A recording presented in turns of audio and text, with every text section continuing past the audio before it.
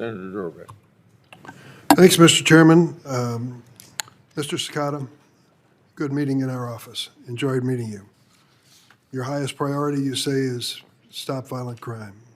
It's a priority well worth your attention and ours as well.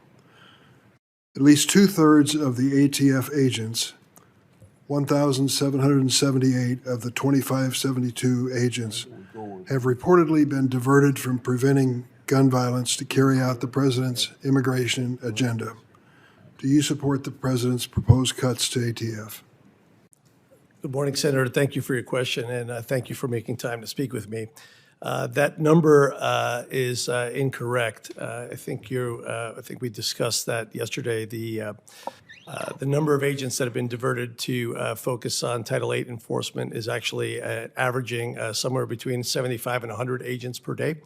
The remainder of ATF agents focus on violent crime throughout the country on a daily basis.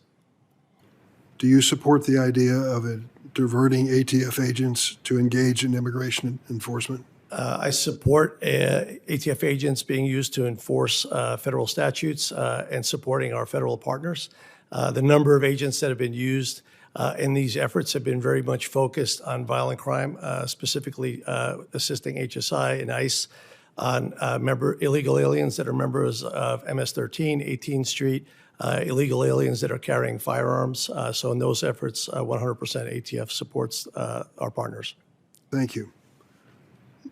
Mrs. St. John, in November 2021, I chaired this committee and we advanced the Ending Forced Arbitration of Sexual Assault and Sexual Harassment Act. It passed by a voice vote, which is unusual on this committee. It had strong bipartisan support and was signed into law in 2022. Forced arbitration clauses deny sexual assault survivors a day in court and require, in many cases, that the misconduct be concealed from public view. You testified against this legislation in November of 2021, claiming that forced arbitration, quote, was not in the best interest of those subjected to sexual harassment, ending forced arbitration, not in the best interest of those subjected to sexual harassment and assault. You argued that the bill, quote, turns these women into unwilling pawns, leveraging their private difficulties in pursuit of public policy objectives that don't actually benefit them. Former Fox News host Gretchen Carlson was one of the leading advocates for our bill, following her harassment by Roger Ailes. She has expressed her concern about your nomination because of your testimony. Here's what she said.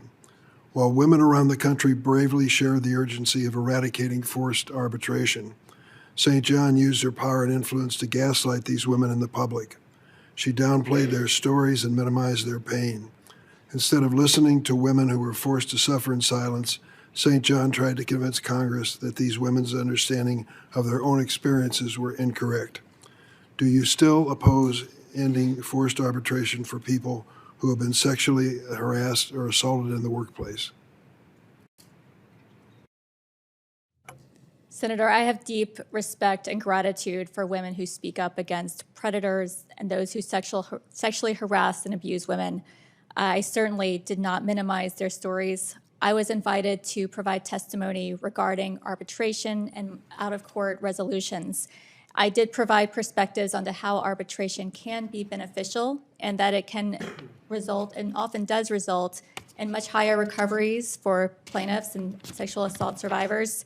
It's a quicker process and it doesn't require women who may not want to go public to have their names splashed in a public docket or in the news.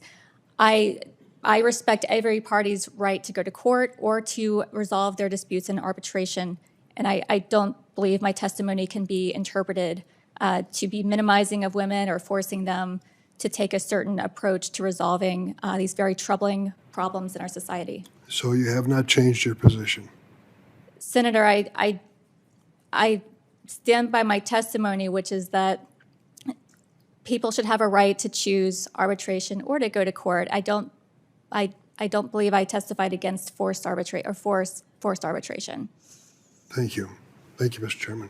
Okay, Senator Lee. And Mr. Cekada, I'd like to start with you, if that's all right.